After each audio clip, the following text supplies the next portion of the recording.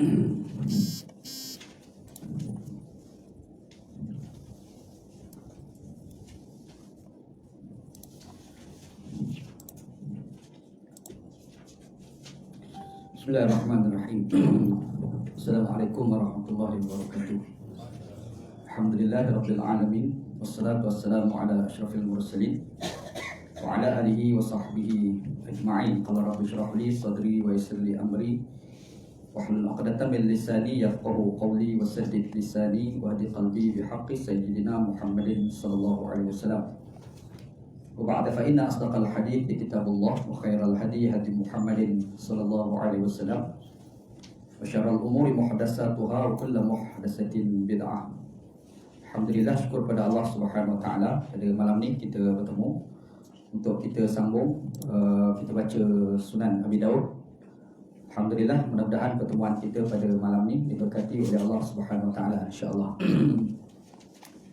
Pada malam ni insya-Allah kita akan masuk hadis yang keempat insya-Allah dalam bab yang baru, bab ma yaqulu ar-rajulu idza dakhala al-khala'a. Bab pada menjelaskan tentang apabila apa yang seseorang itu perlu baca semasa dia masuk ke tempat untuk berqada hajat. Tandaslah bahasa kita sekarang kan. Itu yang kita nak bincang pada malam ni insya-Allah. Kita ingat balik daripada apa yang kita dah kupas minggu lepas. Kita ada cerita tentang 3 orang sahabat. Kita ada sebut sahabat yang pertama yang bernama Jabir bin Abdullah, yang kedua Ibnu Abbas, yang ketiga Abu Musa Al-Ash'ari. Anda ada cerita tentang biografi bahasa kita sekarang. Biografi serba sedikit. Siapa orang yang nama Jabir bin Abdullah, siapa orang yang bernama Abdullah bin Abbas, dan siapa orang yang bernama Abu Musa Al-Ash'ari. Yang keduanya kita ada bincang berkenaan dengan apabila kita nak qada hajat, adabnya adalah kita kena cari tempat yang jauh daripada orang. Lepas tu kita ada sebut juga tempat yang kita nak buang air kecil itu, tanah itu biar sesuai, iaitu tanah yang tak sampai air kecil merecik ke pakaian kita. Dalam hadis sebut di mana dimsan ni tanah dia bahasa Arab ni, dia kelebihan bahasa Arab ni, tiap-tiap kata tu dia ada makna yang kalau kita terjemah ke bahasa Melayu dia betul tapi tak tepat. Sebab dia ada pasir, dia ada tanah. Lepas tu dia ada tanah tu yang kalau kita air jatuh tu dia tak merecik tau, dia besar terus. Ada kan tanah macam tu? Yang tu dalam sebutan Arab dia panggil jemsan.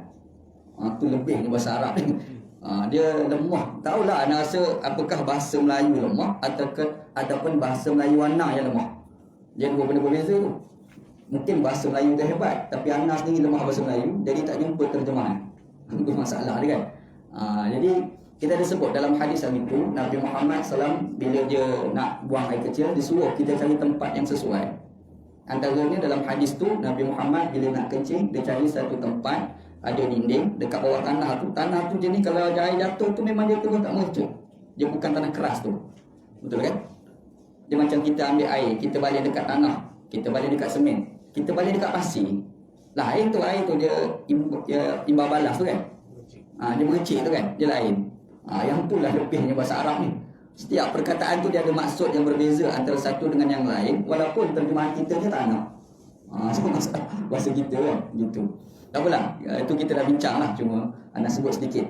Lepas tu kita ada sebut juga berkenaan dengan kencing ni duduk ataupun berdiri. Betul? Lepas sikit. Okey. Okey. Boleh, macam ni boleh? Okey. Boleh? Okey, alright. Kita sebut juga dalam rancangan kita yang minggu lepas tentang kencing berdiri dan kencing duduk. Kita sebut ada 2 hadis yang melibatkan Nabi. Yang pertama ni isteri Nabi, iaitu Aisyah, bagi tahu Nabi Muhammad tak kencing berdiri. Nabi mesti kencing duduk. Tetapi ada hadis daripada sahabat Nabi nama Hudzaifah bin Al-Yaman, dia cerita Nabi kencing berdiri. Dan kita pun dah gabungkan di antara 2 hadis dan macam mana kita nak menilai 2 hadis yang kelihatannya macam bercanggah. Ni kalau orang belajar ilmu hadis dipanggil sebagai takwil mukhtalifil hadis. Mentakwilkan di antara 2 hadis yang nampaknya macam bercanggah.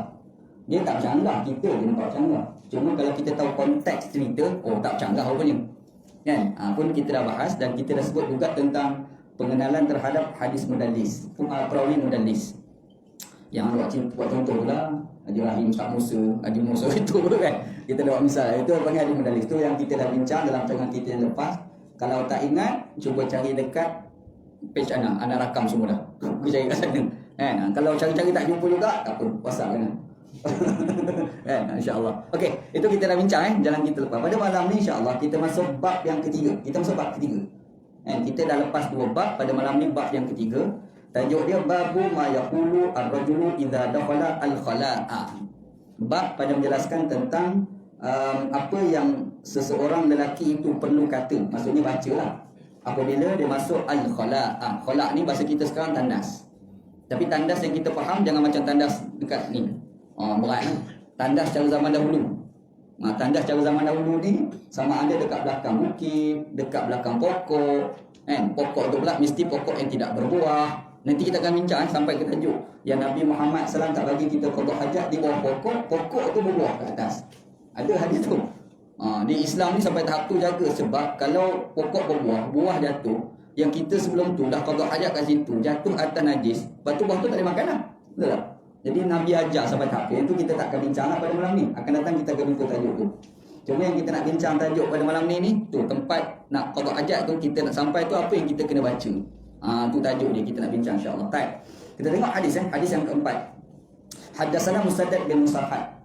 Ini kita dah sebut dalam hadis yang kedua. Cuba tengok hadis yang kedua, jumpa dah nama ni. Guru Imam Abu Daud, Musaddad bin Musarhad. Lahir tahun 150 Hijriah, mati tahun 208 Hijriah. Itu dia punya tarikh itulah. Tarikh lahir, tarikh mati dia. Lepas tu dia ni belajar daripada seorang guru. Guru dia nama Hammad. Dia sebut Haddatsana Hammad bin Zaid. Hammad bin Zaid ataupun nama penuh dia Hammad bin Zaid bin Dirham al-Azdi. Ni orang Basrah ni. Tadi Musarhad tadi pun orang Basrah. Cuba ni. Betul. Dia kena rapat kan. Okey. Okey.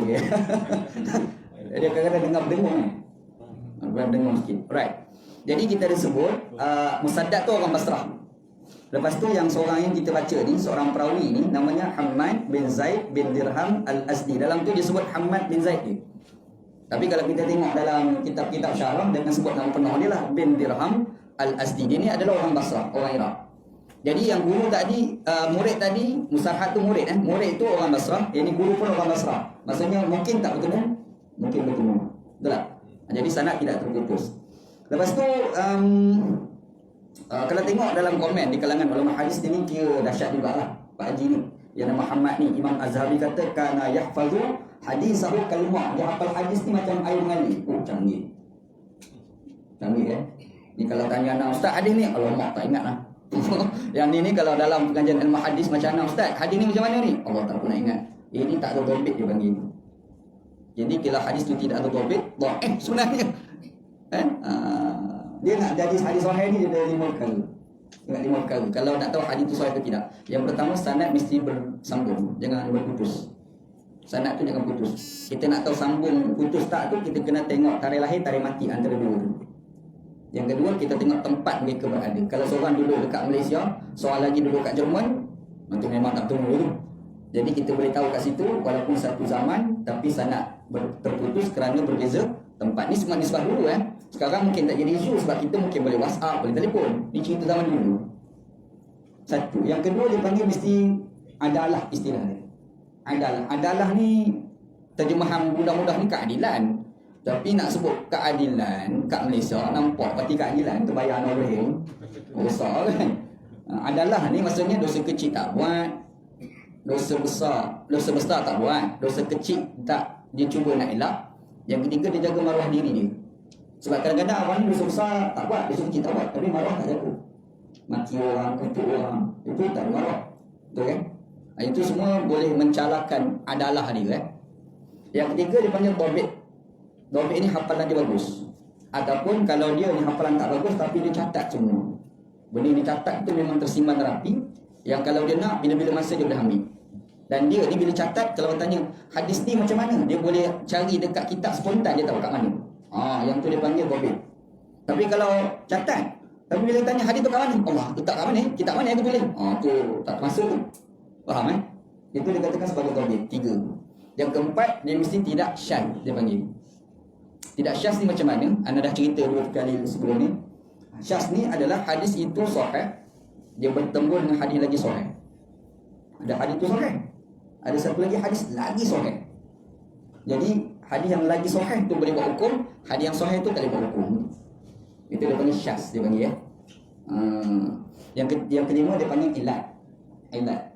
Tidak ilat. Hadis itu pastikan tidak ilat. Tidak ilat ni tidak cacat. Contoh, kadang-kadang ada hadis tu dia bercanggah dengan tarikh.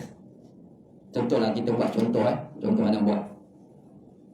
Kalau orang, semalam anda buat contoh dah dalam perbincangan kita minggu lepas, iaitu anda buat contoh pasal apabila ada satu hadis sahih yang menceritakan bahawasanya semasa turun ayat Al-Quran, innama yuridullahu liyudhiba ankum rijsa ahlal bait wa yutahhirakum tathira.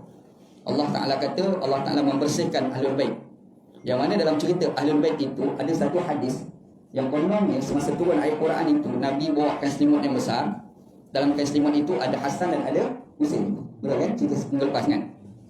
Okey, hadis itu sahih. Hadis itu sahih. Kita tengok sanad semua cantik. Kan? Segi sanad. Sanad tak terputus, perawi dia adil, perawi itu ingatan dia kuat.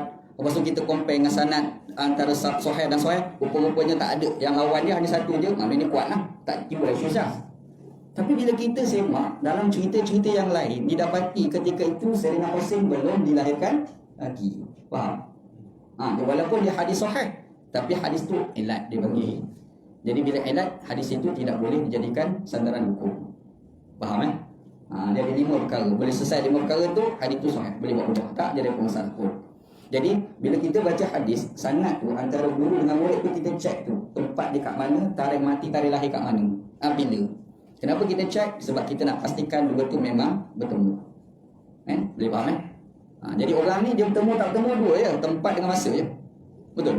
Kalau anda bagi tahulah, hari ni saya telah mendengar hadis daripada hang tuah, boleh percaya tak? Tak boleh percaya sebab hang tuah mati bila, Wanji beranak bila. Faham? Jadi maksudnya tidak satu zaman. Betul kan? Ataupun Nana cakap pada hari ni saya telah mendengar hadis daripada Dr. Said Ramadan Al-Buti. Ustaz ni orang lebih tikai lah. Ustaz Ramadan tu mana? Jodoh dekat Syria lah. Wajib duduk Sungai Buloh, Selangor. Jadi nak kata bertemu, tanya pula, Ustaz Wanji pernah pergi Syria ke? Belum. Nampak macam putus lagi. Tanya pula soalan kedua, Said Ramadan Al-Buti pernah datang Malaysia ke? Pernah. Maksudnya boleh bertemu lagi. Faham?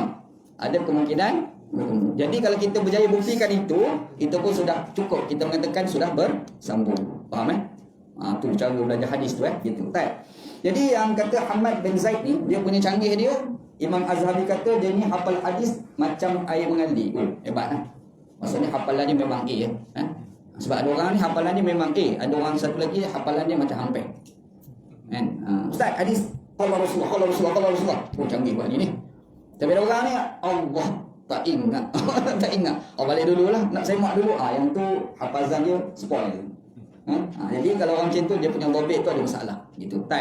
Dan dia ni pula Hamad bin Zaid ni, dia orang Basrah, dan dia lahir tahun 98 Hijriah, mati tahun 179 Hijriah. Kalau kita compare dengan murid tadi memang pernah bertemu. Sebab yang dikatakan murid dia tadi tu 150 Hijriah baru dilahirkan. Jadi sempat dengan tarikh mati dia 178 Hijriah. Sempat Jadi sempat. Lepas tu dia ni pula mengambil hadis daripada Abdul Waris. Dalam kitab Abu Daud tu, dalam nota tu pun anda sebut yang betul-betul nota itu tak ada tambahan daripada syarah tu. Kalau tengok dalam syarah disebut nama penuh dia bin Sa'id Al-Ambali. Itu nama penuh dia. Okay? Dan dia ni pun orang Basrah. Lagilah boleh bertemu. Orang Basrah, nampak Basrah. Ni semua boleh bertemu belaka Cuma ada sedikitlah problem. Ada orang kritik, ada orang kata dia ni okey, ada orang kata dia tak okey lah. Ada sebilangan ulama hadis kata runya bil qadar walam yasbut. Ada orang tuduh dia ni akidahnya qadariyah. Ada orang tuduh lah. Tapi tak berjaya dibuktikan secara konkret, mengatakan dia memang qadariyah. Dia kadang ni ada orang tuduh tapi tak tahu betul lagi ke tak. Allah Malaysia dalam Wahabi. Tak tahu lagi Wahabi ke tak. Betul tak? Dia macam itulah. Orang dulu pun ada macam tu. Orang dulu ni kadang tengok, nampak macam qadariyah ni. Confirm pun tak lagi, tapi rasa-rasa tu macam qadariyah. Kenapa? Ada beberapa pandangan-pandangan dia berbau qadariyah. Faham? Cuba juga kita hari ni tengok macam Wahabi. Kenapa? Tengok macam tak kawan dengan orang Wahabi. Kim kawan dia tuduh Wahabis lalu tu. Kan? Dia ada lah. Orang dulu pun ada kat berlaku. Jadi kadang-kadang ulama hadis pun macam tu juga. Dia tengok macam Qadariyah. Tapi belum tentu lagi. Jadi bila orang kata ni Qadariyah, maka ada bantahan. Tak. Sebenarnya kamu dituduh. Padahal dia bukan Qadariyah. Dia berlaku macam tu Dia backup memang berlaku. Dalam kalangan ulama-ulama hadis gitu. Baik. Abdul Waris. Dan Abdul Waris ni dia mengambil hadis daripada Abdul Aziz bin Suhaib. Ini tabi'in. Ini tak tabi'in. Ingat apa itu tabi'in? Apa itu sahabat? Sahabat adalah orang yang hidup sempat berjumpa dengan Nabi SAW dan mati sebagai Muslim. Dia mesti mati sebagai Muslim. Kalau kau jumpa dengan Nabi mati sebagai tidak Muslim, itu bukan sahabat. Contoh Abu Jahal. Boleh tak kita kata Abu Jahal radhiyallahu anhu? Boleh dulu. Boleh dengar orang dengar kekepok sedap lagi dia nak entam. Jangan jadi dia mesti jumpa dengan Nabi dan tidak disyaratkan melihat Nabi. Sebab ada sahabat Nabi buta. Betul? Ada orang mesti tengok Nabi tak? Tidak disyaratkan. Sebab Abdullah bin Umi Al-Maktum tu ijma' ulama mengatakan dia sahabat. Tapi dia tak pernah tengok Nabi sebab dia buta. Sahabat Dan mesti mati Islam. Mesti mati sebagai Muslim, sebagai mukmin. Munafik tak boleh. Abdullah bin Ubay bin Salul itu munafik. Tak boleh Quran kata innahum kafaru billahi wa rasulih.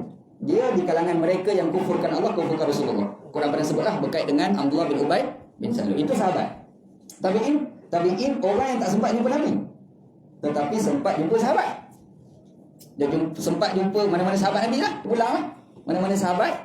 Dan dia mati sebagai Muslim. Kalau mati sebagai tidak Muslim, maka dia tidak dilabelkan sebagai tabi'in.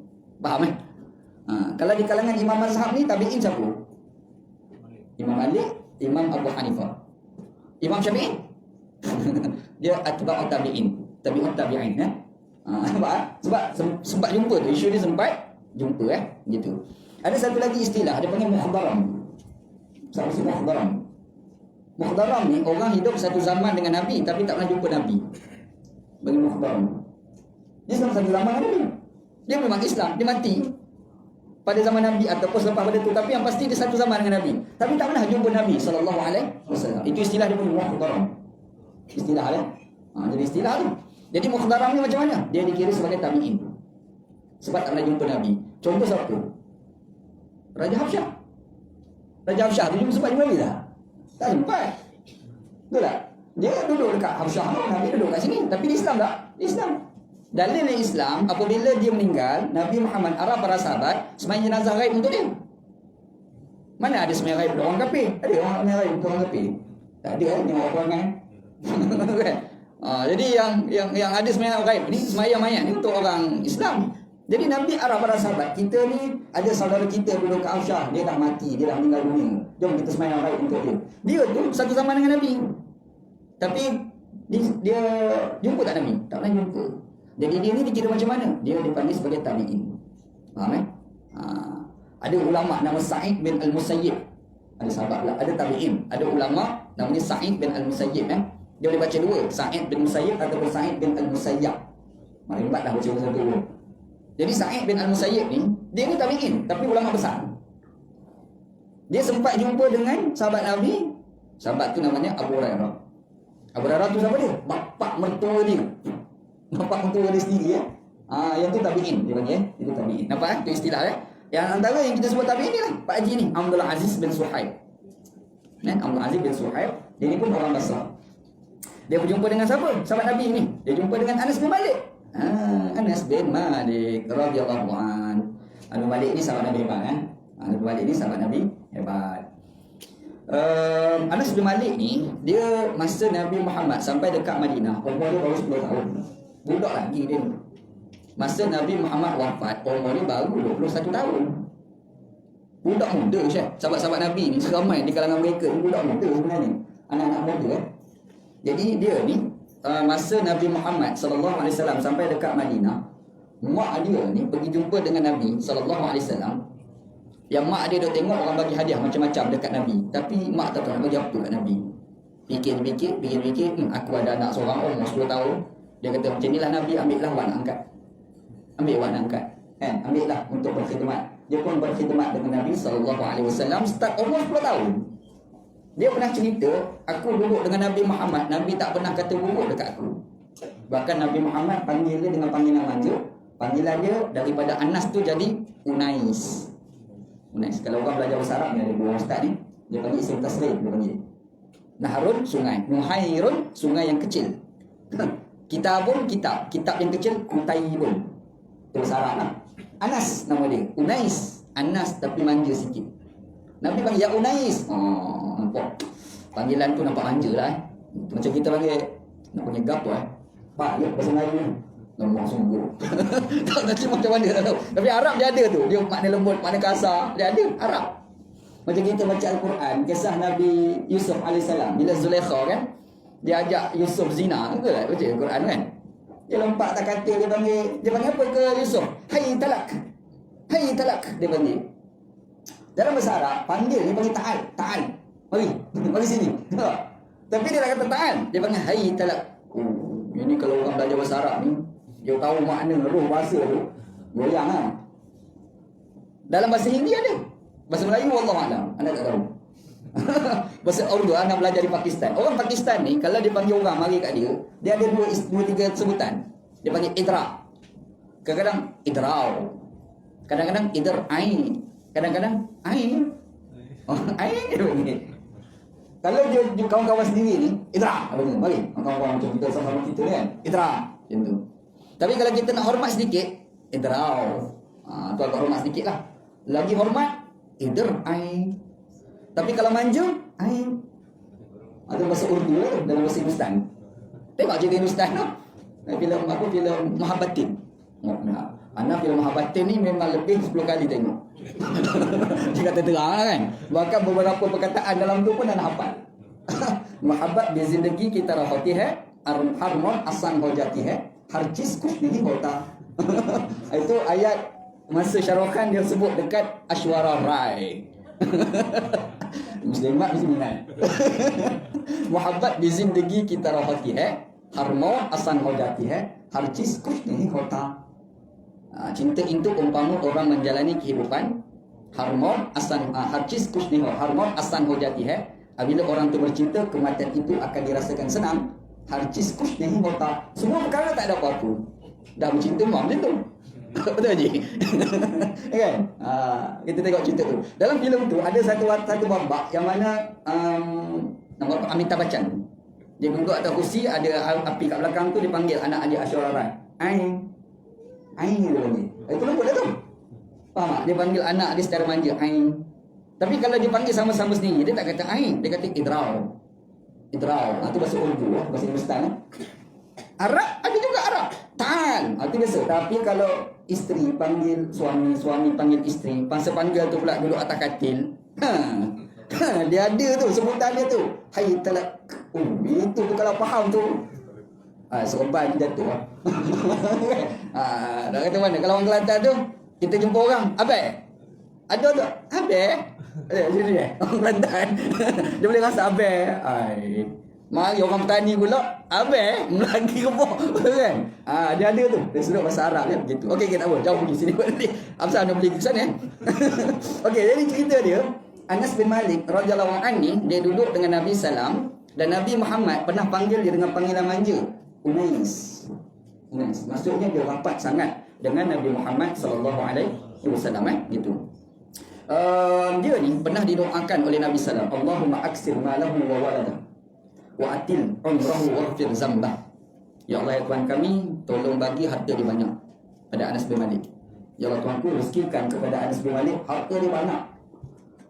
Jadi dia ni memang kaya sungguh. Kaya tak kaya dia ni, dia ada 2 kebun dan kebun itu kebun apple. Setahun 2 kali berbuah. Allah Ta'ala kurniakan kepada dia. Memang rezeki dia buah. Berkat doa Nabi SAW. Wawaladah, anak. Memang ramai sungguh. Anak dia lelaki 80 orang, anak perempuan 2 orang. Kan? Dalam keadaan ramai isteri lah. Orang dulu kalau ramai ni biasa Dia orang dulu jadi dia ni, anak lelaki 80 orang, anak perempuan 2 orang. Dia ramai hero daripada heroin. Kan? Kan? Anak dia yang 2 orang perempuan tu, yang nama yang 80 orang tu tak ingatlah nama, banyak sangat hafal kan. Tapi yang perempuan tu, seorang tu nama Hafsah, seorang lagi tu nama Ummu Amrun. Nama anak perempuan dia. Jadi berkat doa Nabi sallallahu alaihi wasallam, wa atil umrah. Dan ya Allah tolong panjangkan umur dia, panjang sungguh umur dia. Umur dia 103 tahun. Ini tak tahu Dr. Mahathir boleh lawan ke tak. Kan? Kalau Dr. Mahathir boleh sampai tahap tu, ni Anas bin Malik Malaysia tu. Kalau tengok dia boleh sampai lah. Tapi setakat ni belum lagi lah. Dan ada riwayat mengatakan masa dia meninggal umurnya 97 tahun. Itu beberapa riwayat-riwayat tertentu lah. Dan dia sebenarnya termasuk dalam satu doa Nabi Muhammad SAW, yang mana Nabi ni ada dalam Sahih Bukhari. Nabi Muhammad ni satu hari dia bersembang dengan beberapa orang sahabat Nabi. Dia bersembang. Nabi Muhammad ada sebut satu perkataan. Nabi kata fa inna ra'sa mi'ati sanatin minha la yabqa mimman huwa ala zahril ardi ahadun. Nabi cakap masa tu, Nabi kata tiap 100 tahun tidak akan ada kekal pun seorang pun di kalangan kita. Nabi nak bagi tahu start zaman aku ni sampai 100 tahun mati habis sahabat-sahabat aku. Jadi siapa dia orang tu? Antaranya Anas bin Malik radhiyallahu anhu. Okey. Sebab apa? Sebab Nabi wafat 11 Hijriah. Kalau dia meninggal 103 Hijriah, maksudnya tak sampailah 100 tahun kan. Dengan wafatnya Nabi SAW 11 tahun tu kan, betul tak? Ada pula sebilangan ulama yang kata sebenarnya ada lagi lewat daripada dia mati. Ada lagi. Namanya Abu Tufail nama dia. Abu Tufail nama dia. Dan walau bagaimanapun dia adalah Anas bin Malik ni adalah sahabat Nabi yang paling akhir mati dekat Basrah. Tapi Abu Tufail ni sahabat Nabi yang paling akhir mati dekat Mekah. Cuba ini orang nama Anas bin Malik radhiyallahu anhu. Dia ni pernah jadi amil zakat dekat Bahrain. Bila pada era Abu Bakar As-Siddiq radhiyallahu anhu. Abu Bakar ni nak nanti orang jadi amil zakat dekat Bahrain. Nak hantar Abu Bakar pergi bincang dengan Umar. Wah, macam mana? Orang kata, sokong sangat hantar lagi ni. Dia macam tu lah. Macam kita dekat Melaka lah contoh kan. Datuk Bakri bincang dengan dia dulu. Kita lantik Ustaz Musa jadi mufti. Kata Datuk Bakri. Dia kata sokong sangat lah. Macam tu lah misal dia kan. Dia tak ada, kita boleh tak cari orang lain. Dia tak ada, dia tak ada bikin minggu. Sokong bukan 100%, 200%. Macam tu kan. Itu antara Abu Bakar dengan Umar bin Al-Khattab radhiyallahu anhu. Jadi ambil zakat kat Bahrain. Lepas tu dia pun balik dekat Madinah. Sama-sama dia Abu Bakar meninggal. Meninggal Abu Bakar As-Siddiq. Tengok Umar kata macam ni lah, kau sambung balik jawatan tu. Sambung sekali jawatan tu kan. Ni orang nama Anas bin Malik radhiyallahu anhu gitu. Okey, cerita hadis dia. Ni kita baca hadis ni. Anas bin Malik radhiyallahu anhu qala, dia berkata, kana Rasulullah sallallahu alaihi wasallam, adalah Rasulullah sallallahu alaihi wasallam iza dakhala al-khala'a, apabila baginda Nabi masuk dalam tandas. Tandas, imajinasi dulu jangan masuk tandas macam ni. Kita dah terbayang Nabi masuk tandas, dia nampak pintu petik sulis pun. Salah tu imajinasi tu Dia kena bayangkan style orang dulu Bila Nabi Muhammad SAW masuk tandas, qala an Hammad. Hammad ni dia buat komen sikit. Dalam riwayat dia kata Nabi ni masa nak masuk tandas tu Nabi baca doa. Apa doa Nabi baca? Allahumma inni a'udzubika. Allahumma inni a'udzubika. Nanti kita akan jumpa pula yang sambung-sambungan dia. Sebab Allahumma inni a'udzubika minal khubuthi wal khaba'is. Itu hadis Allah nanti kita akan jumpa kan. Tapi ada riwayat kata Allahumma inni a'udzubika. Sekat tu, ya Allah Tuhanku, aku minta berlindung dengan Engkau ya Allah. Itu pun paling simple, okey dah tu. Sebenarnya banyak benda yang kita doa amal kadang-kadang, doa terutama sekali yang panjang-panjang tu hadis doa sebenarnya. Minta maaf sebutlah. Allahumma barik lana fi ma razaqtana wa qina adzabannar. Hadis doa tu. Ini ustaz ni patutlah orang kata dia Wahabi. Dia bukan isu Wahabi ke tak, dah hadis kata lagu tu lagu mana. Tapi yang sahih ni yang sahih, ya Allahumma barik lana fi ma razaqtana wa qina adzabannar tu kan.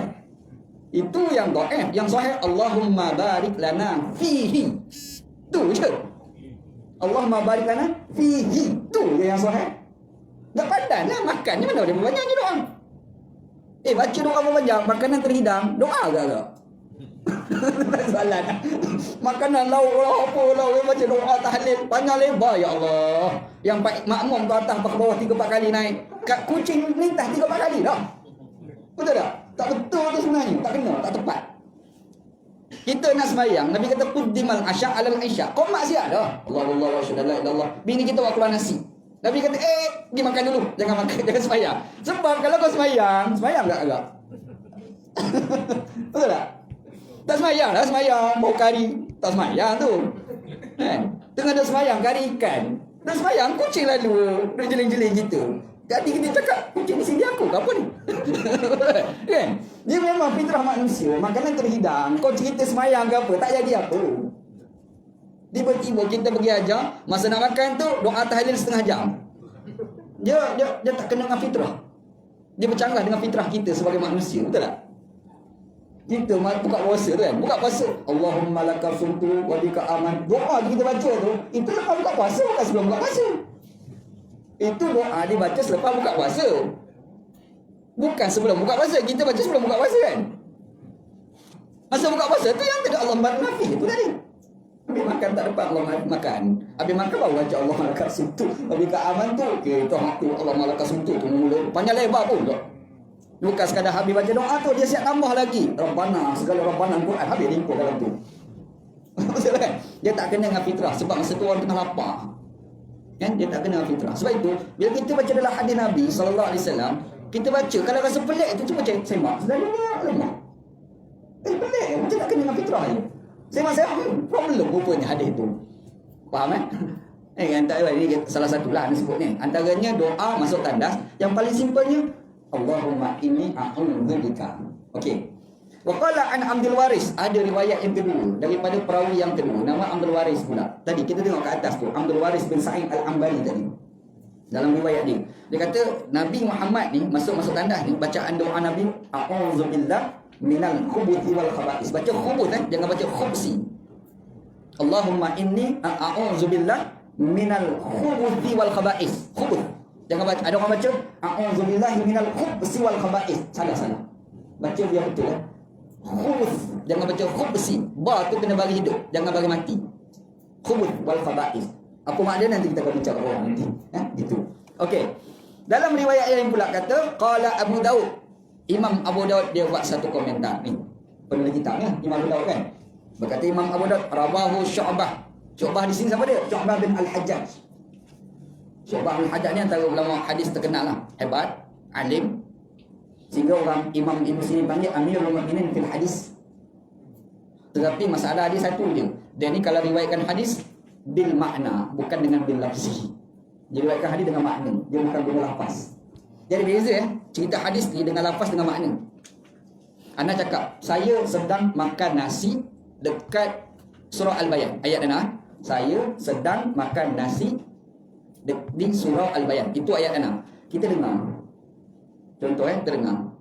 Haji Mus dengar. Haji Mus cerita dekat ustaz. Ustaz apa nama? Bukan ustaz. Ustaz Musyrif. Haji Mus cerita dekat Ustaz Musyrif. Ustaz Wanji cakap, saya makan nasi di surah Al-Bayan. Tapi dalam ramai dengar, abang apa? Bahrin. Abang Bahrin dengar. Abang Bahrin pergi cerita dekat Haji Abu kan? Haji Abu. Abang Bahrin cerita Haji Abu, Ustaz Wanji cakap yang dia tu makan nasi berhampiran dengan surah Al-Bayan. Maksudnya Haji Mus cerita tu dengan lafaz, tapi Abang Bahrin dia guna makna. Faham? Antara dua, mana lagi kuat? Lafaz lah lagi kuat. Betul? Makna tak kuat. Jadi problemnya, kalau orang tu riwayatkan dengan makna, kadang-kadang kalau kita dengar, dia boleh melahirkan penafsiran yang lain. Betul? Sebab bila Haji Bahrin kata berhampiran, nampaknya bukan kat situ, kat depan tu boleh. Betul? Nampak kan? Jadi dia ada implikasi tau antara lafaz dengan makna, dan mempengaruhi keputusan hukum. Dan orang yang selalu riwayatkan hadis secara makna, Pak Haji ni lah, Syu'bah nama dia. Nama penuh dia Syu'bah bin Al-Hajjaj nama dia. Imam Abu Hanifah kalau baca hadis tengok Pak Haji ni ada, Pak Haji dia ada pula, tak jadi pun ambil hadis ni. Imam Abu Hanifah. Itu Imam Abu Hanifah. Sebab apa? Sebab dia riwayat tu dia tak cerita dengan lafaz Nabi tu. Faham tak? Dia guna lafaz dia yang dia faham macam tu. Bahkan beberapa kali dia pernah menggunakan makna, dan makna tu bila kita faham bercanggah dengan maksud Nabi SAW. Pernah berlaku. Dia ni. Walaupun hafalan dia bagus, tapi sebab penggunaan kata tu dia tak guna kata Nabi, dia guna lafaz dia. Faham? Faham kan? Sebab tu ada satu hadis Nabi SAW. Hadis tu ada dua matan. Satu matan dikatakan Rasulullah SAW naha an yataza'far ar-rajul. Nabi Muhammad SAW melarang lelaki pakai za'faran. Itu yang sahih dia. Itu yang lafaz Nabi. Tapi boleh ke Syu'bah ni, dia tak kata naha Rasulullah SAW an yataza'far ar-rajul. Nabi Muhammad SAW melarang orang lelaki pakai za'faran.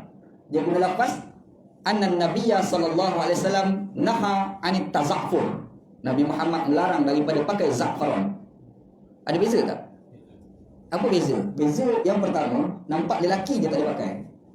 Bila yang kedua, Nabi Muhammad larang daripada pakai za'faran. Perempuan tu masuk pula. Betul tak? Imam Abu Hanifah bila tengok hadis ni, apa pasal ada dua beza ni? Dia makin cari, oh Syu'bah ni, Pak ni Syu'bah ni, tak nak pakai lagi. Nampak Imam Abu Hanifah. Ini orang panggil salah satu kaedah ulama fiqh bila tengok perawi hadis. Boleh insya-Allah. Baik. Dia ni mengambil hadis daripada Abdul Aziz. Abdul Aziz tu bin Suhaib tu, yang kita dah sebut video ni. Sebelum Anas bin Malik tu kan, Abdul Aziz tu. Dalam riwayat dia kata Nabi Muhammad SAW ni masa masuk tandas, Nabi ni baca Allahumma inni a'udzubik, sama dengan yang pertama tadi. Betul kan? Lepas tu waqala marratan, dalam ketika yang lain dia kata Nabi Muhammad ni masa masuk tandas Nabi baca a'udzubillah je. Kadang-kadang Allahumma inni a'udzubik, ya Allah Tuanku, aku minta berlindung dengan Engkau ya Allah. Satu.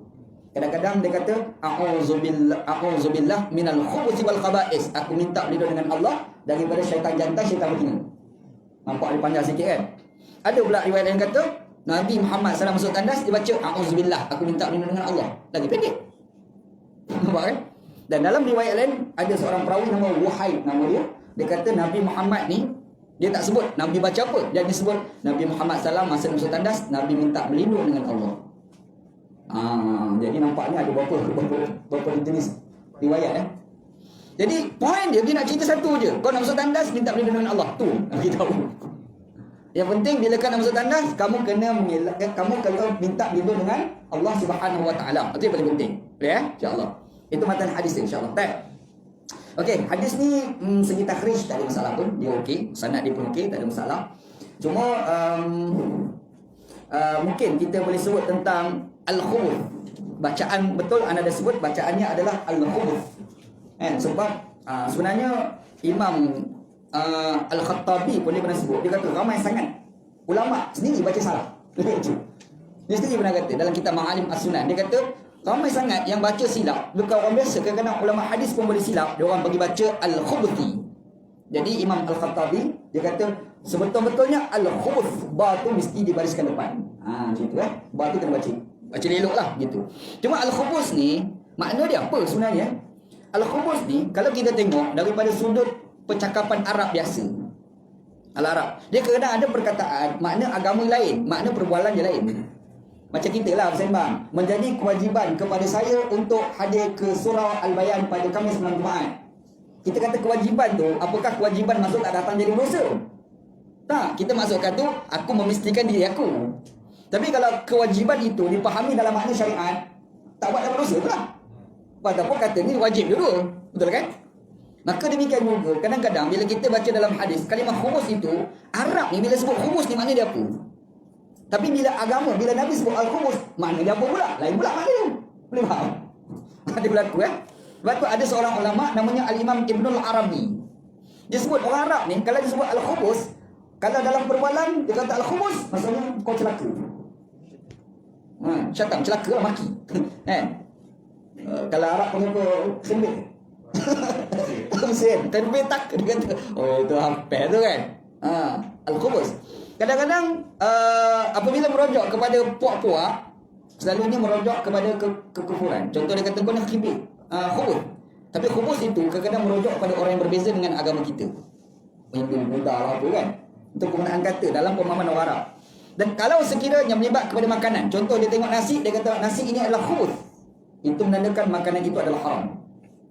Tapi kalau dia tengok minuman, dia kata minuman ini khumus, itu bermaksud minuman ini berbahaya, boleh memberi mudarat, mungkin beracun. Itu dalam sebutan orang Arab.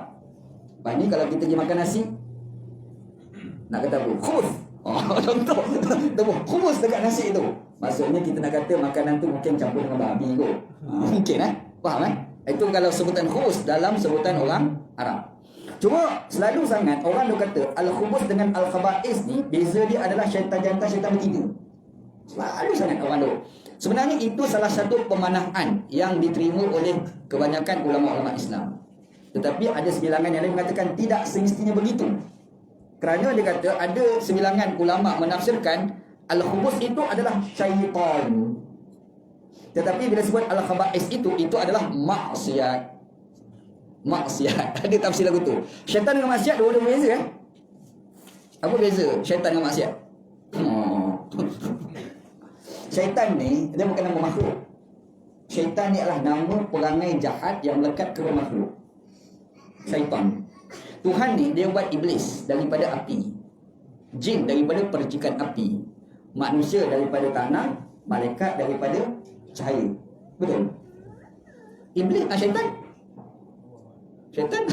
Syaitan ni kata Imam At-Tabari, kullu mutamarridin minal jinni wal insi wad dawabi wa kulli syai'in fa huwa syaitan. Apa-apa pun jahat, jin ke dia, manusia ke dia, binatang ke dia, jahat, syaitan. Jadi maknanya syaitan ni bukan nama makhluk. Syaitan ni nama perangai jahat yang melekat kepada makhluk. Iblis mestilah syaitan. Mana ada iblis baik?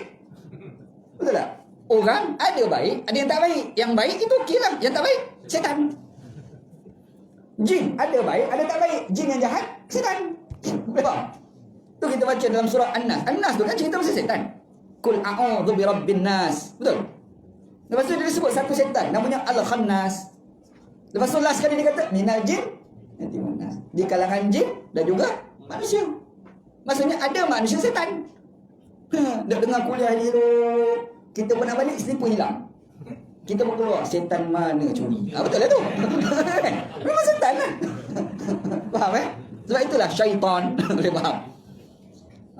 Amalan jahat, antaranya ada orang kata maksiat lah. Dia maksiat ni ada kategori-kategori juga. Betul? Ada dosa kecil, ada dosa besar. Kita baca dalam Al-Quran, Allah Ta'ala sebut sesuatu kesalahan itu disertakan dengan hukuman di dunia. Dosa besar. Zina, mencuri, qazah tu kan? Dosa besar. Allah Ta'ala sebut dalam Quran, Allah Ta'ala nyatakan sekali azab akhirat. Dosa besar. Kita baca dalam hadis, kadang-kadang Nabi Muhammad SAW sebut tak boleh, tapi Nabi tak nyatakan azab. Ada. Contoh, la tutba'in nazratan nazarah fa inna lakal ula wa laysa lakal akhirah. Nabi Muhammad kata jangan kamu ekori penglihatan yang pertama dengan yang kedua, kerana yang pertama tu hak kamu, yang kedua bukan hak kamu lagi. Bahasa kita panggil rezeki. Rezeki tu kan. Apa maksud dia? Itulah kita tengok perempuan pakai seluar pendek apa lalu kita tengok usah kan. Nabi Muhammad kata jangan ekori penglihatan pertama yang kedua. Dah tengok paling pula kedua. Gitu maksud dia. Bukan tengok sekali bakal lekat, bukan. Dia bakal lekat. Tak apa sekali tu rezeki tu Nabi kata. Cara salah faham tu. Kan? Jadi kalau dah tengok sekali, dapat dengan paling pula kali kedua. Nabi kata fa innalakal ula, yang pertama tu hak kamu, rezeki kamu. Wa laysa lakal akhirah, yang kedua tu bukan hak kamu lagi. Dalam hadis tu Nabi tak nyatakan azab. Nabi tak kata kalau kamu tengok kedua, neraka ni gini, A, B, C, D, masuk neraka azab. Kalau macam tu, dia dosa besar. Faham? Tapi kadang-kadang ada hadis, dia sebut salah, tapi dia tak nyatakan azab. Yang tu dosa kecil. Boleh faham beza dia? Apa beza implikasi dia di antara dosa besar dan dosa kecil? Dosa besar ni, kok mana pun perlu bertaubat. Adapun dosa kecil, Allah Ta'ala boleh maafkan kita jika kita melakukan amalan-amalan soleh. Dia panggil kifarat dosa. Quran kata innal hasanat yudhibna sayyi'at. Sesungguhnya kebaikan yang kita lakukan itu menutup kejahatan kita. Faham kan?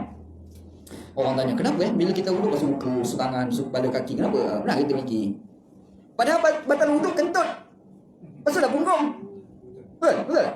Pernah kita fikir. Dalam hadis Imam Tirmizi ada riwayatkan. Dalam hadis Imam Tirmizi, dia mari satu hadis Nabi Muhammad SAW beritahu, apabila kita berwuduk, kita basuh muka tu, satu titis air daripada muka kita terampunlah satu dosa yang datang daripada muka kita.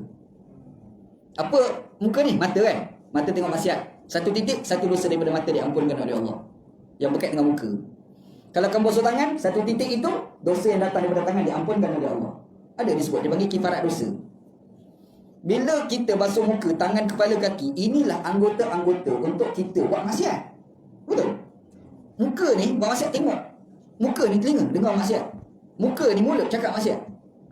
Kepala ni otak fikir buat maksiat. Betul? Tangan buat maksiat. Kaki jalan tempat maksiat. Sebab itulah bila berwuduk basuh yang lain. Nabi Muhammad sebut dalam hadis, Imam Tirmizi bawa hadis kan, bagi tahu terampun dosa.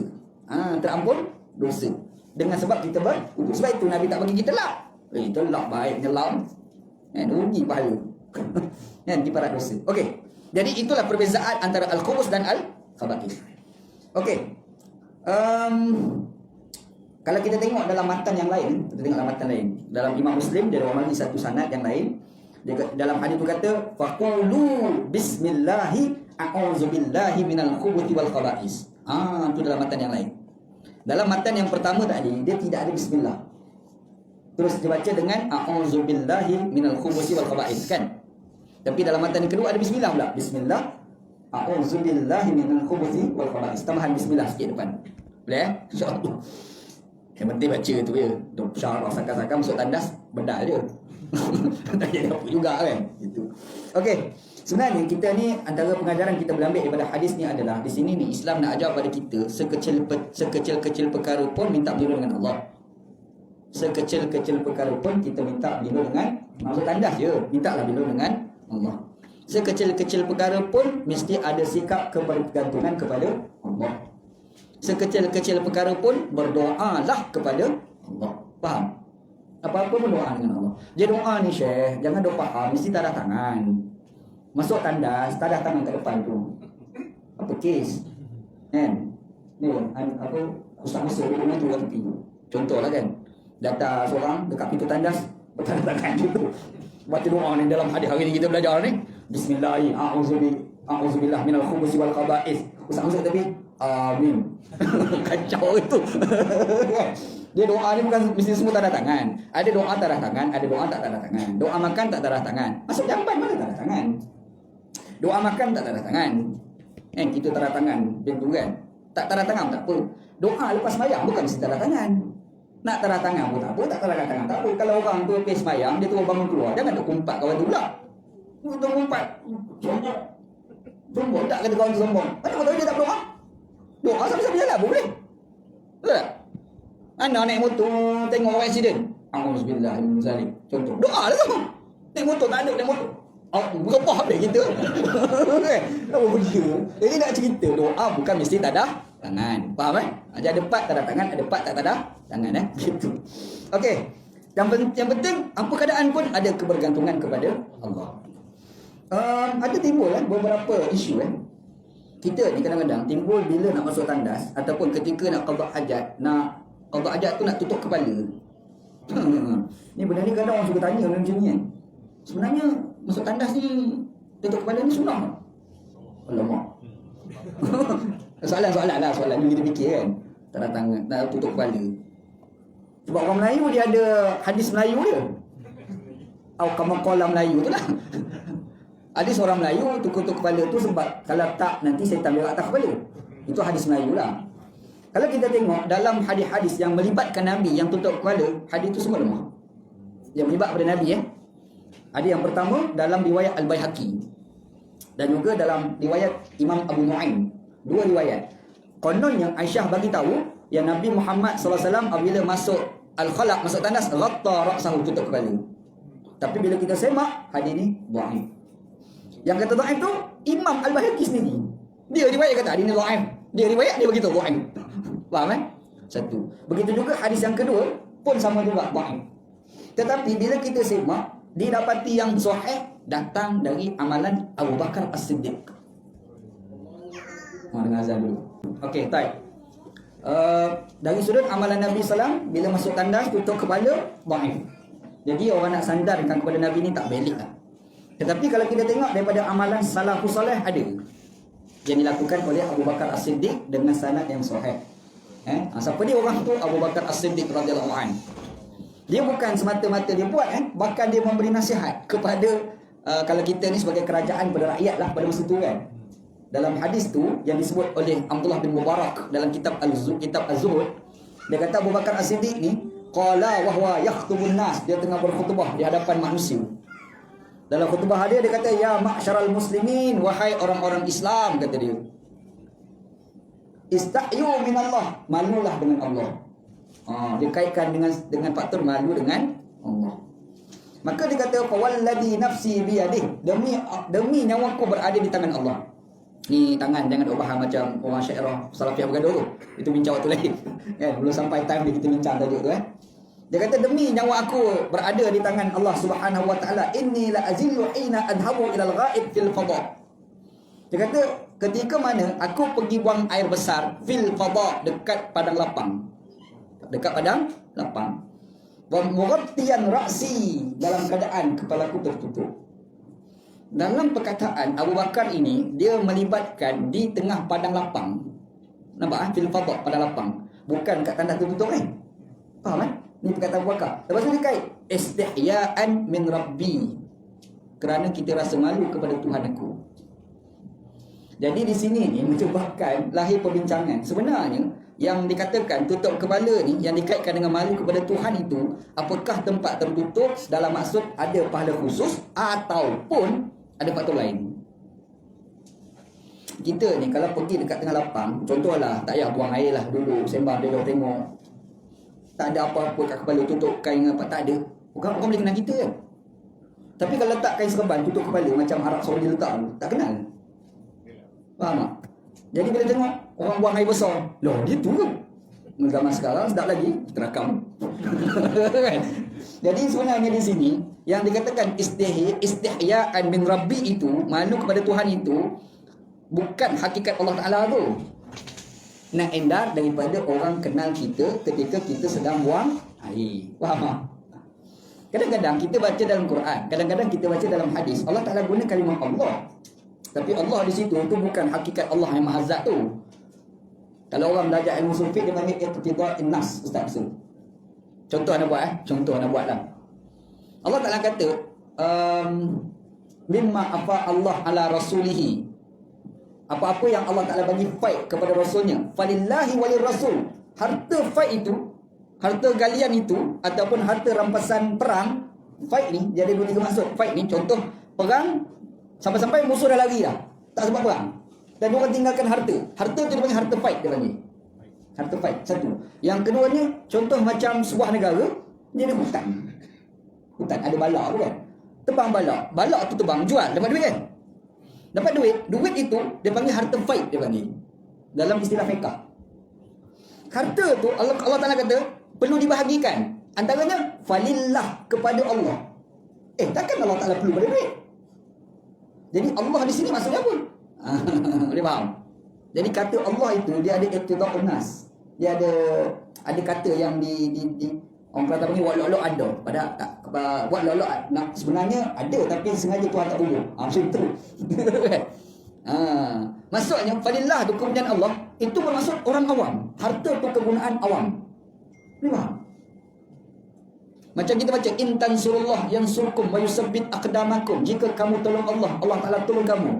Jangan tolong Allah. Allah Ta'ala perlu ada bantuan ke? Apa? Allah Ta'ala macam kita. Apabila kita sebut orang tu perlu bantuan, orang tu kuat ke lemah? Lemah lah kan?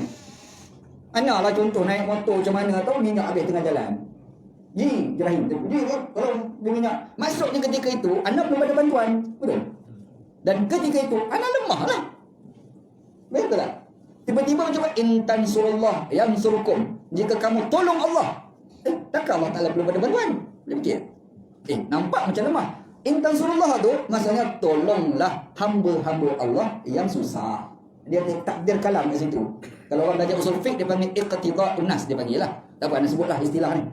Mula-mula dengar, lama-lama faham tu. Tak apa, mula-mula tak faham tak apa. Dia biasa, lama-lama dia faham.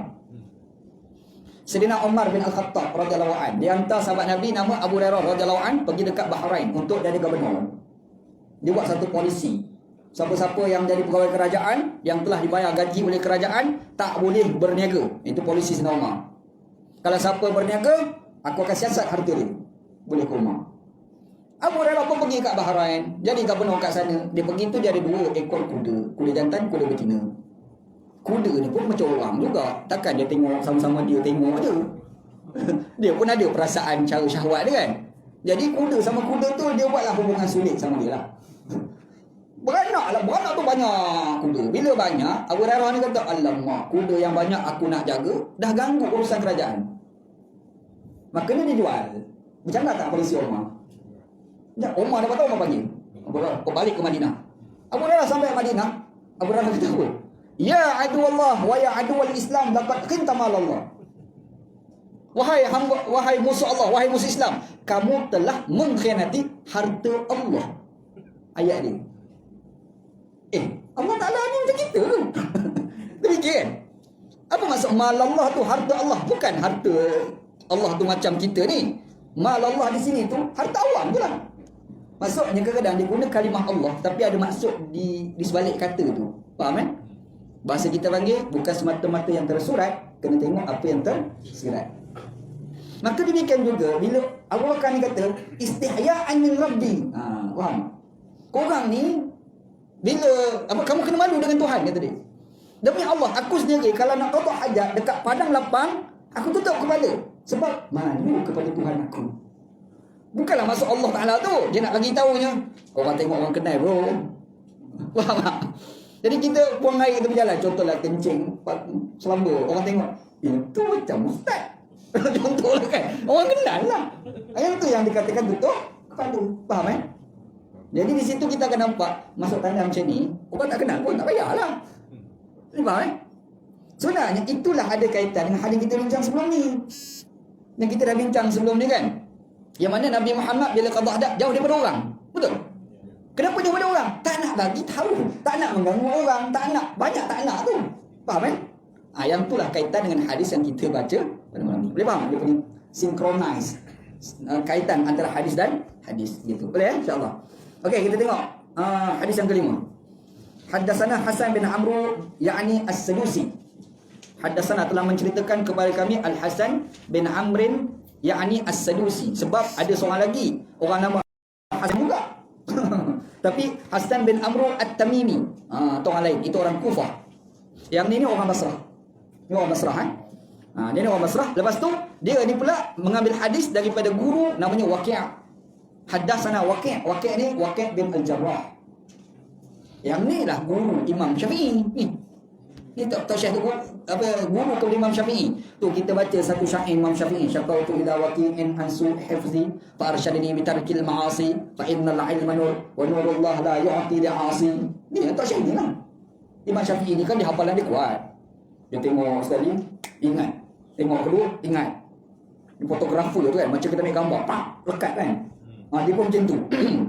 Dia tengok pun dia lekat, dia boleh bayang siap baris berapa Allah Ta'ala anugerahkan pada Imam Syafi'i. Satu hari berjalan dekat pasar, jalan, adalah seorang minah mana angin tiup kain nampak peha, nampak betul. Kita tengok Imam Syafi'i. Lepas tu dia balik.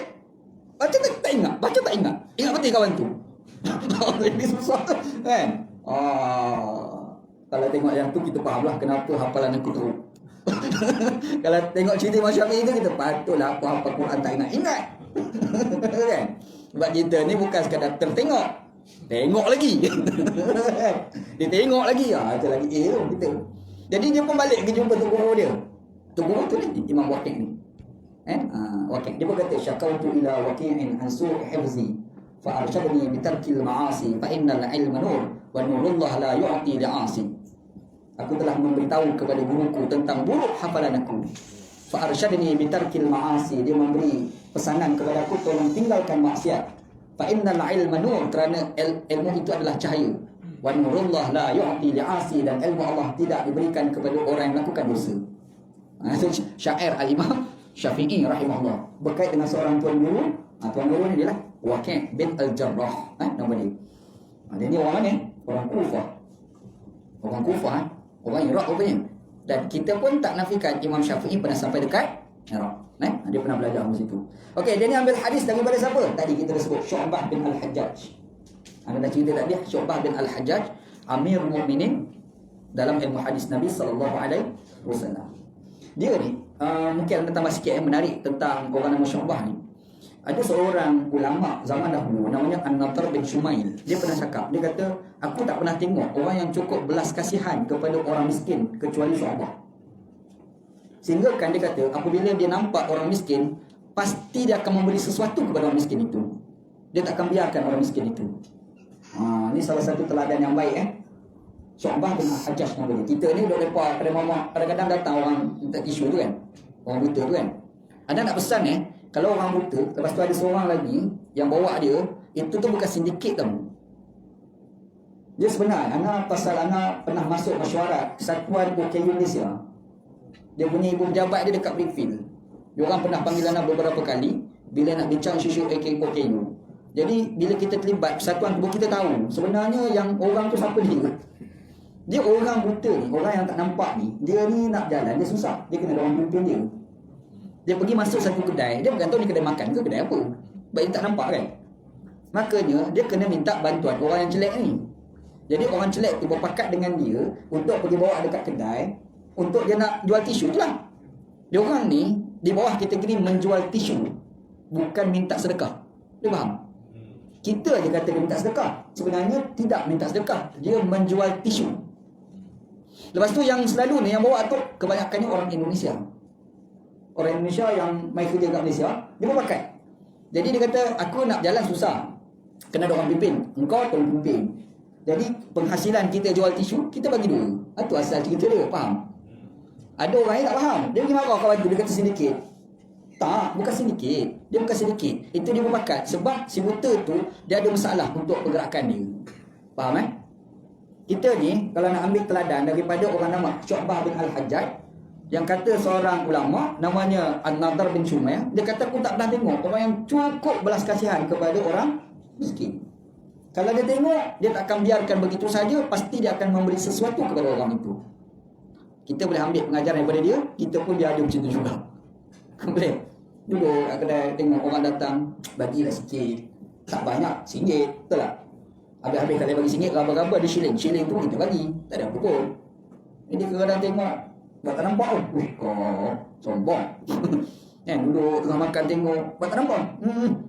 No, jangan macam tu, tengoklah apa masalah ni. Betul tak? Dia bagi tisu, kita raba sikit bagi. Ambil sikap macam tu tak rugi orang yang menderma. Betul kan? InsyaAllah tahu. Okey, Syu'bah ni dia ambil hadis daripada Abdul Aziz bin Suhaib, orang yang sama dalam periwayatan di atas tadi. Orang yang sama Abdul Aziz. Dan dia mengambil hadis daripada Anas bin Malik radhiyallahu an. Maksudnya kalau kita tengok di sudut sanad hampir sama dengan yang tadi. Hanya beza pada guru Imam Abu Daud dan guru kepada guru Imam Bukhari yang beza. Yang itu nampak ada unsur kesamaan. Dan hadisnya matannya sama macam hadis matan yang pertama tadi. Itu apabila masuk dalam tandas, baca Allahumma inni a'udzubik ataupun a'udzubillah.